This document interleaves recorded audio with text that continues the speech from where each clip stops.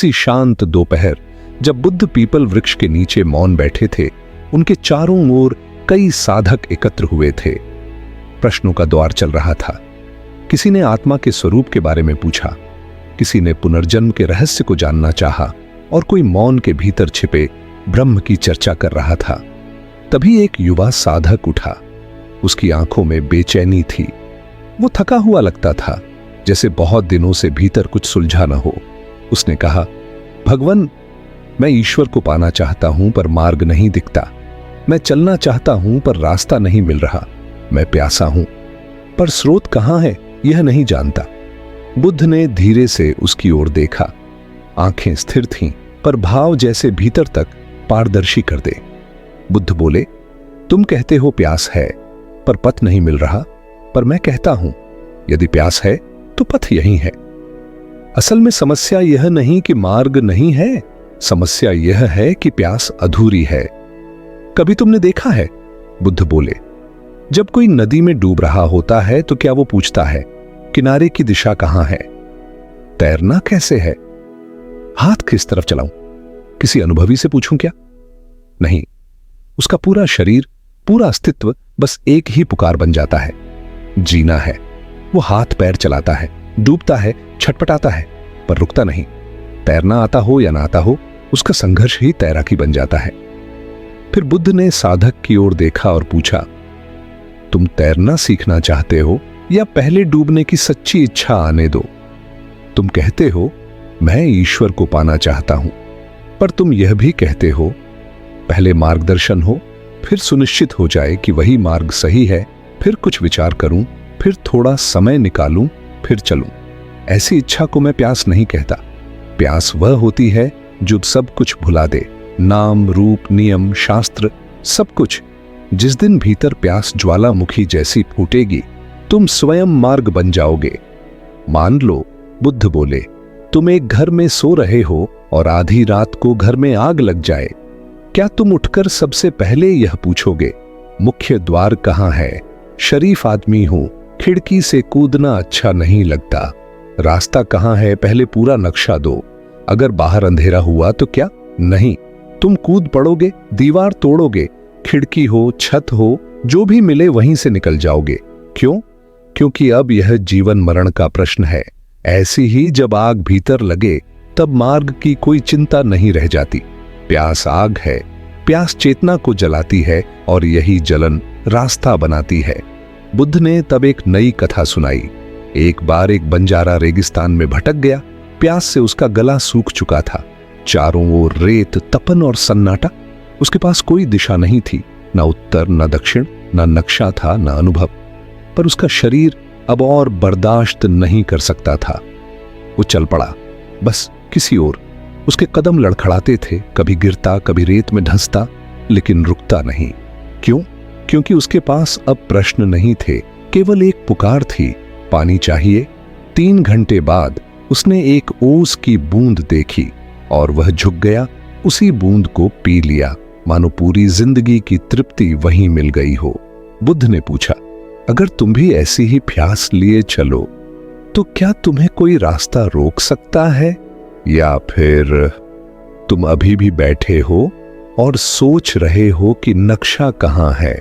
बुद्ध ने साधक से पूछा, क्या तुम सचमुच प्रभु को पाना चाहते हो, या तुम चाहते हो थोड़ा ज्ञान मिल जाए, थोड़ा सम्मान मिल जाए, थोड़ी शांति मिल जाए, लेकिन जीवन जैसा है वैसा ही चलता रहे? यही भ्रम है, यही झूठ है। लोग कहते हैं हमें परमात्मा चाहिए, पर सच यह है कि उन्हें बस कोई सुखद अनुभूति चाहिए, जैसे किसी इत्र की सुगंध या किसी पूजा की मिठास। पर ईश्वर को पाना, उसके लिए तुम्हें स्वयं को खोना होगा। क्या तुम इसके लिए तैयार हो? साधक मौन हो गया। बुद्ध ने उसकी चुप्पी पढ़ ली। कभी तुमने कुम्हार को देखा है? बुद्ध बोले, जब वो एक सुंदर घड़ा बनाता है तो पहले उस मिट्टी को पूरी तरह गूंधता है, रगड़ता है और चाक पर पटक पटक कर उसका स्वरूप बदलता है। मिट्टी अगर बोले, मैं टूटना नहीं चाहती, मैं घूमना नहीं चाहती, मुझे थामो मत, छुओ मत, गूंथो मत, तो घड़ा कैसे बनेगा? घड़ा बनने के लिए मिट्टी को सब सहना पड़ता है। उसी तरह प्रभु से मिलना है तो तुम्हें भी अपनी पुरानी पहचान को गूंथने देना होगा। जब तक तुम अपनी ही सुरक्षा में बंधे हो तब तक कोई निर्माण नहीं होगा। प्यास का अर्थ है अब इस मिट्टी को चाक पर चढ़ने दो। बहुत लोग कहते हैं हमें ईश्वर चाहिए, पर जब देने की बारी आती है तो पीछे हट जाते हैं। बुद्ध बोले, एक बार एक साधु के पास एक राजा आया। उसके राज्य पर संकट था। ज्योतिषियों ने कहा, यदि आप किसी से भिक्षा मांगेंगे तो संकट टल जाएगा। राजा ने साधु से कहा, कृपा करके कुछ दे दो। साधु घबरा गया। उसने जीवन में कभी कुछ दिया नहीं था, सिर्फ मांगा था। थोड़ा बहुत गेहूं, चावल, सिक्का जो भी था उसने सब देखा। फिर कांपते हाथों से एक चावल का दाना राजा को दे दिया। राजा ने मुस्कुराकर झोली बंद की और चला गया। शाम को साधु ने जब अपनी झोली पलटी तो देखा वो एक चावल का दाना सोने का बन चुका था। वो पछताया, फूट फूट कर रोया, काश मैंने सब कुछ दे दिया होता। बुद्ध ने साधक से पूछा, क्या तुम अपने भीतर वह देने की हिम्मत रखते हो? क्योंकि प्रभु को पाने का अर्थ है स्वयं को खो देना। साधक कहते हैं, प्रभु मैं आपको पाना चाहता हूं, पर कहां जाऊं, किस ओर चलूं? बुद्ध ने कहा, तुम जिस जगह खड़े हो वहीं से दरवाजा खुलता है, क्योंकि प्रभु दूर नहीं, वो तुम्हारे भीतर है। पर तुम बाहर ढूंढते हो, शास्त्रों में, मंदिरों में, गुरुओं में, और कहते हो रास्ता नहीं मिला। मिलना तो तब होगा जब तुम भीतर झांकना शुरू करोगे। प्यास वहां नहीं उठती जहां भीड़ है, प्यास वहीं जलती है जहां तुम अकेले हो। और जब भीतर की प्यास तेज हो जाती है, सच्ची हो जाती है, निस्वार्थ हो जाती है, तो प्रभु स्वयं आकर तुम्हें उठा लेता है। बुद्ध बोले, एक समय आता है जब तुम केवल प्यास नहीं रखते, तुम स्वयं प्यास बन जाते हो। तब तुम्हारा रोम रोम प्रभु को पुकारने लगता है, तुम्हारी हर सांस तू ही तू बन जाती है। और तब वो कोई साधारण तलाश नहीं रहती, वो कोई वैचारिक निर्णय नहीं होता, बल्कि वह खोज बन जाती है, एक प्रज्वलित अग्नि, एक ऐसा ताप जो तुम्हें चैन से बैठने नहीं देता, एक ऐसी चुप्पी जिसमें तुम हर घड़ी भीतर डूबते चले जाते हो। तब किसी गुरु की जरूरत नहीं, तब किसी उपदेश की आवश्यकता नहीं, क्योंकि प्रकृति स्वयं तुम्हारे भीतर बोलने लगती है। हर फूल, हर झोंका, हर आंसू, हर हंसी तुम्हें परम की ओर इशारा करने लगते हैं। बुद्ध ने कहा, एक गांव था जहां सदियों से अंधकार था। लोगों को पता ही नहीं था कि प्रकाश क्या होता है। वे जन्म से अंधेरे में जीते आए थे। एक दिन एक साधु आया, उसके पास एक छोटा सा दीपक था। लोग चौंक गए। उन्होंने पूछा, यह क्या है? साधु बोला, यह प्रकाश है। लोगों ने कहा, हमें भी ऐसा चाहिए, हमें भी प्रकाश चाहिए। साधु ने कहा, तो चलो तेल लाओ, बाती लाओ और आग को संभालो। पर लोगों ने कहा, तेल हम देंगे नहीं, बाती हमारे पास कम है और आग से डर भी लगता है। क्या ऐसा कोई उपाय है कि हमें प्रकाश मिल जाए पर हम कुछ न दें? साधु हंसा और बोला, तो फिर अंधकार ही तुम्हारा धर्म है। बुद्ध बोले, अगर तुम देने को तैयार नहीं तो पाने की बात मत करो। परम सत्य को पाना है तो स्वयं की आहुति देनी होगी, और यही तुम्हारी प्यास की सच्ची परीक्षा है। बुद्ध ने साधक से प्रश्न किया, अब मैं तुमसे पूछता हूं, अगर इस क्षण प्रभु स्वयं आकर कहें, मैं तैयार हूं मिलने के लिए, पर बदले में तुम्हें खुद को पूरी तरह समर्पित करना होगा, तो क्या तुम तैयार हो? क्या तुम छोड़ सकते हो अपनी पहचान, अपनी योजनाएं, अपना भूत, अपना भविष्य? या तुम कहोगे, थोड़ा समय दीजिए, अभी कुछ और जरूरी काम है, अभी बेटी की शादी है, अभी व्यापार बढ़ाना है, अभी मन स्थिर नहीं है, अभी थोड़ा और समझना है। बुद्ध बोले, यही वो क्षण है जहां सच्ची प्यास और झूठे बहाने अलग हो जाते हैं। जैसे ही तुम अपने भीतर के सारे मोह, सारे डर, सारी योजनाएं छोड़ते हो, उस क्षण प्रभु की किरणें उतरने लगती हैं। तब भीतर एक नई ऊर्जा जन्म लेती है जिसे शब्दों में नहीं कहा जा सकता।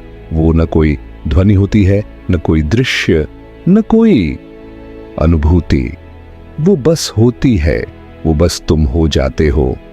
और तब प्रश्न गायब हो जाते हैं, क्योंकि उत्तर स्वयं हो जाता है, मार्ग गायब हो जाता है, क्योंकि तुम ही मार्ग बन जाते हो।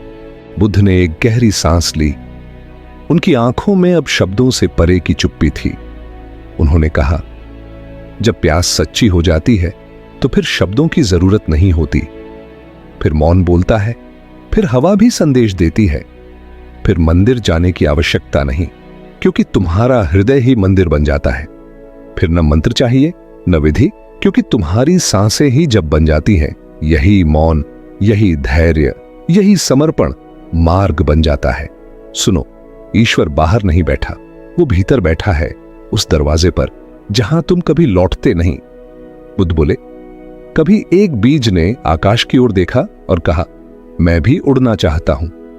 पर बीज ने जमीन को नहीं अपनाया, जल को नहीं छुआ, धूप को नहीं स्वीकारा। वो कहता रहा, बस कोई मुझे पंख दे दे। लेकिन उड़ना बीज की प्रकृति नहीं, फूटना उसकी नियति है।